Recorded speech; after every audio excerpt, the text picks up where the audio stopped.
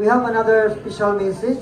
We come from gikan kisa sa Cebu. So atong tatalinghugan mga kaigsunan. Atong bisita si Sir Lenly Saladaga.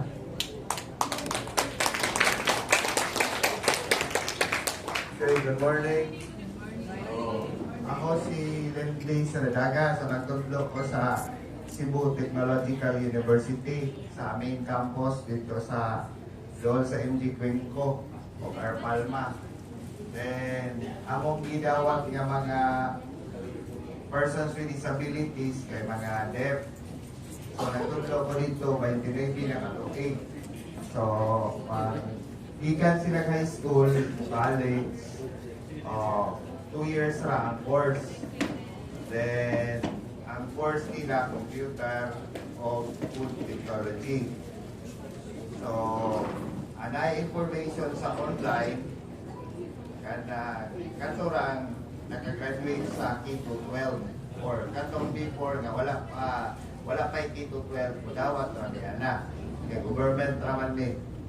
Pero, lagi ako'y bayranan. Ito na, i-inform na among parents. So, akong gidala ang duha, so nag-graduate na ako so sila akong ikuhan kay nibisita may dito sa suspend nila Pa Michelle. Kay among tabangan para sa ilahang material. So, kung isa to nga ay anak nga deaf, o pwede ra, kaya nag-graduate na high school, pwede ra padayon dito. Or encourage na mo ang parent or namay kaila kay para makagraduate sa sila college nga 2-year course. So kung kinsa tong nagkinahanglan pwede ra makita ra ako dito si Tio admission so narito information kay sila na may mugay ang mga deaf sa mga student. So kaning usa taga Toledo, kaning usa taga Cebu City. O daghan ng estudyante dito, 80 ka buok sa different provinces o Visayas. Kaya kami ramay nanawat nga colleges, nga kamao may Osimias. So, lima na mga teachers dito. Usa ko sa kanang nag-interpret dito or mo-apply din apply na ko silang trabaho, pinigkahuman na nilang eskwela para ma-productive sa sila. So, na sila yung trabaho para na mga budget. So, akong bago nga mga students, kani si person o si Dan Robert. So, taga-dire na sila. So, ako sa bisita nila ang pamilya. So, para makakita sa amin. So, paura na. Thank you. Gamay lang yung putana. Example sir, mahuman na sila sa elementary ba, how to go into high school. Okay, ato sugaton sa masibang pakpak no, ang ato ang Vice Mayor, Madam Alpi Crumilas. Sige lang, padayon lang. Kaya muling ko na ron rin. Kuhan sir, example sir, kining ato ang elementary, ato ang speech center niya, Mamisel. Kung sa'yo pa paagi sir nga, after niya, kaya may katapusan niya tanan, ang sa high school level, sa'yo paagi na sir. Asa man sila high school kung taga San Remigio, kaya man sila mag-continue high school. About sa language siya po. Sa high school, wala. So, ato sila mubalhin sa Zapatera, parehanan ng duha. Sa Cebu City. Istorya mo kung bidiri sa tuwang committee chairman, yan ako na tuwang vice mayor at tuwang legislation sa San Romeo. Kung saan kayo pamaagi sir, no, kaya naman tayo elementary. Kung saan kayo pamaagi sir, no, ato mga estudyante diri nga tayo, why tayo kaplite para pag-ato si Patira. Kung saan pamaagi nga makatukod na diri sa Romeo, sir? Murag ito siguro sa lisod. Okay, so ako kay Subset Manila Under, so ang basic education sa elementary o sa high school sa DepEd na nato. Sa DepEd, no? So ang MOAS, open o high school diri ni so wala man daw teacher nga willing nga mo assign diri para gisulti sa deaf nga teacher. Okay, kaya ilan mo yan nadaan sad kay 99 years naman na nagsulo. Mga pilay numbers ka, sir, na pwede na tayo makakuha o expected, sir. Ako pag-ispila sa masteral, sa at least nakaka-10 ka na students with disabilities. So, pinahanglan, dili man lang kay ka na ang bawat teacher nasa facilities. Kay na may T212, na sila strand, textbook, or kanang vocational, pwede sila magluto, o nasa yung mga facilities dapat. Okay. Ang others nga siya, naging na bibili, sa bibili pa siya high school, pero mga high school, bibili. Sa CNU siya, bibili. Pero high school, pass. High school. Mari, where mga high school? Where mga high school? Bibili pa. High school. Before CNU, asa mga bibili? Sa CNU.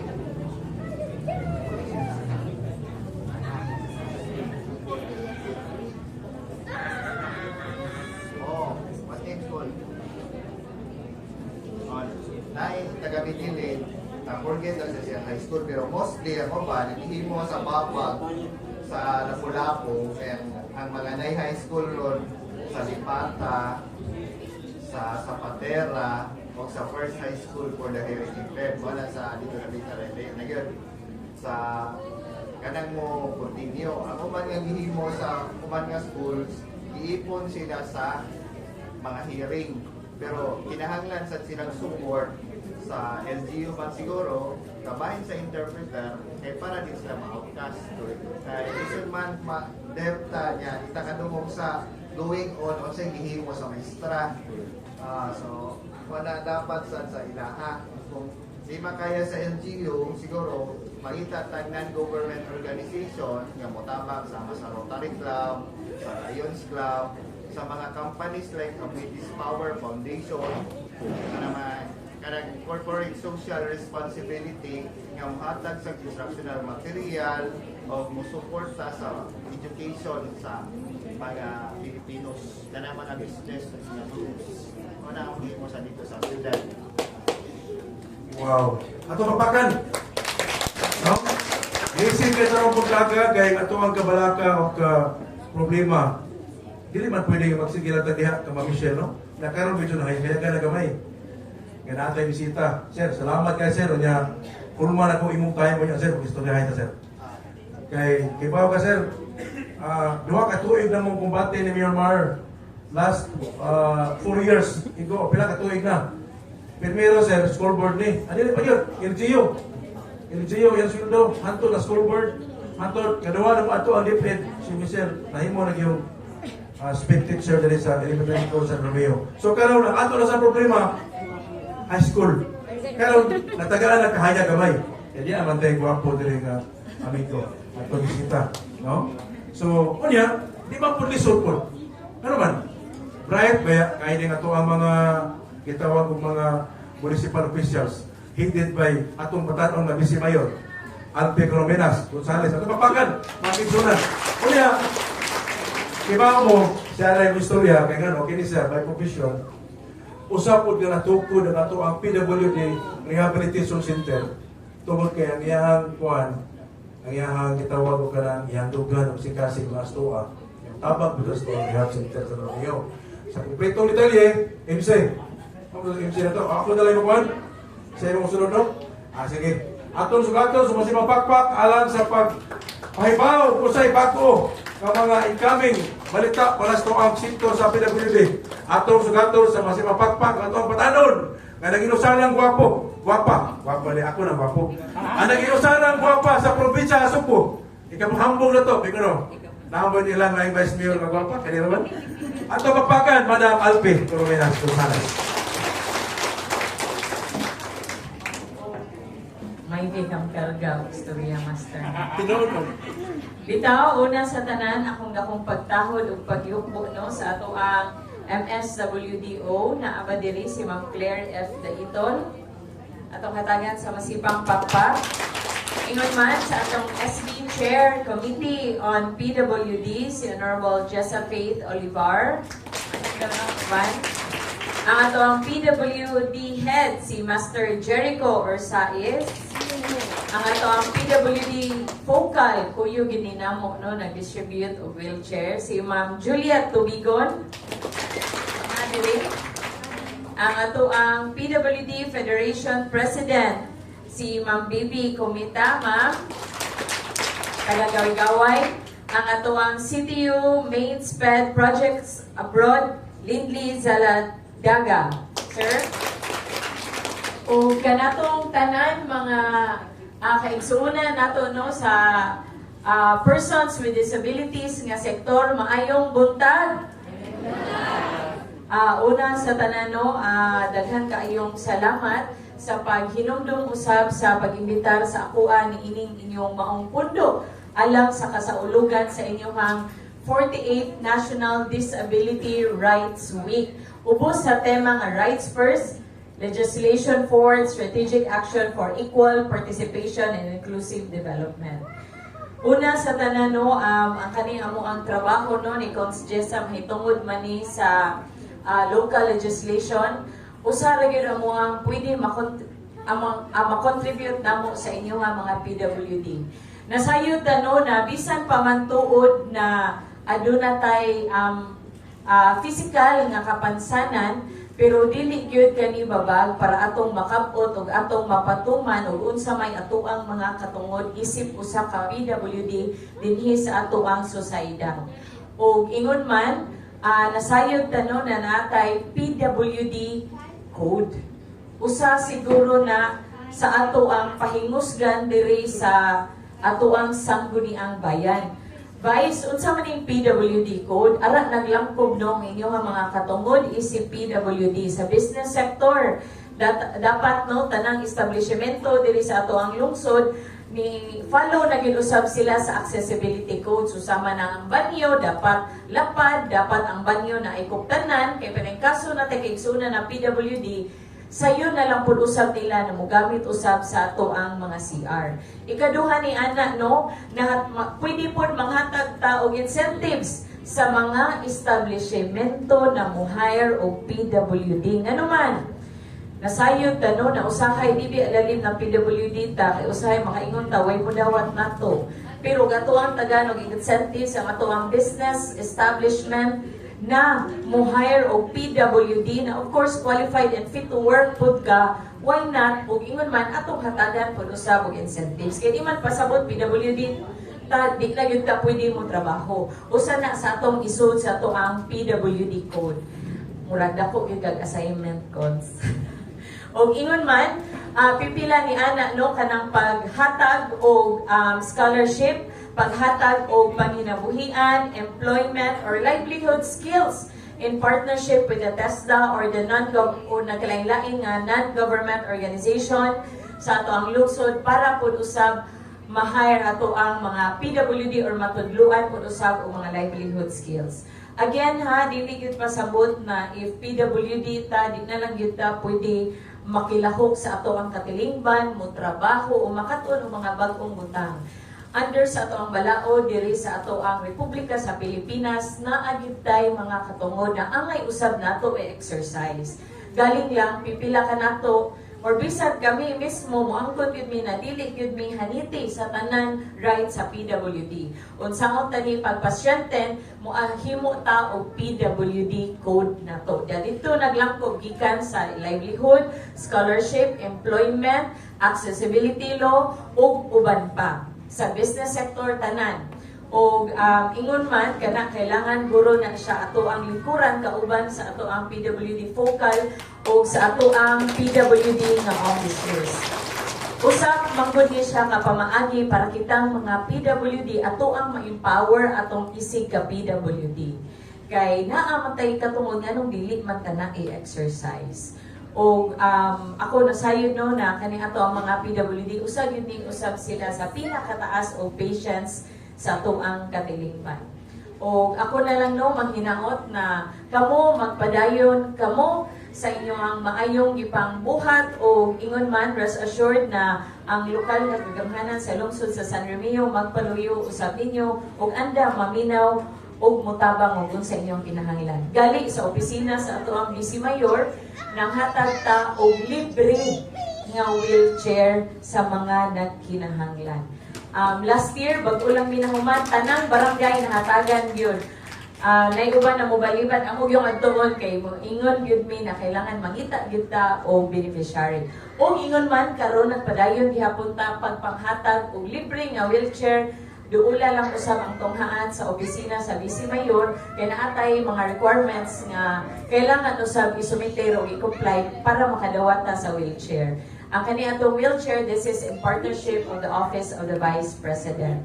O dili lang kay mahitungod sa wheelchair, natay uban na mga medical assistants na gipang hatag pwede ta mo refer sa OVP through sa DSWD through the OVP o natay medical assistants for indigent people program or kanang gitawag nato na MAIFIP.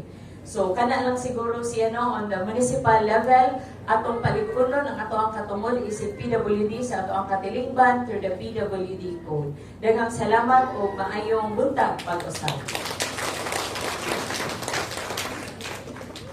Ato MC. Okay, daghang salamat our Vice Mayor. Nakalimot ko no nang ato ang maaptikon siya ramang pud usagod ng pakita niya nagpahipi pag diri ato ang barangay captain no sa barangay Busogon, Kapitan Oli Angkahas. Luwas ko sila gani ha, kapitan sa kinawahan sa Sabah. Okay, punta po. Okay, MC. Okay, daghang salamat our Vice Mayor, Honorable Alfie Corominas, sa imuhang mga paglaom alang sa mga PWDs. So we have a chance na mo-apply og mga establishment. So, dili ta mabalaka. So, katong ibat-bat ni Vice Mayor at atong iibutas itong kasing-kasing o atong dawaton ang tanan. O sa pagbadayon, kaganihan na nibalak. So, now we have an intermission song coming from Loob. Ang may PWD member ang mahatag siya og awit kanatong tanan. Palakpakan.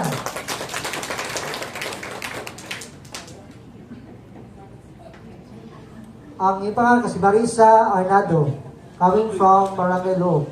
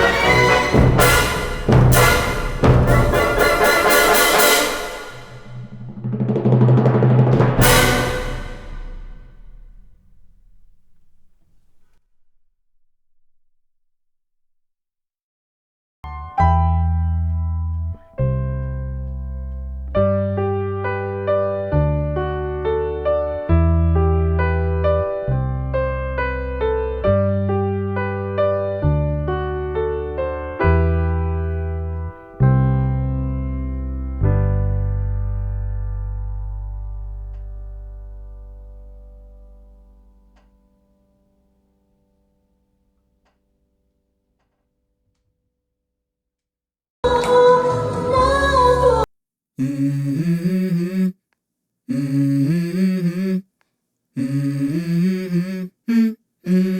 go. I wake up to a little bit of drool on my pillow, feel like it's gonna be a bad day. Yeah, I'm tired of shit, and the coffee ain't hit yet, damn, ain't that great.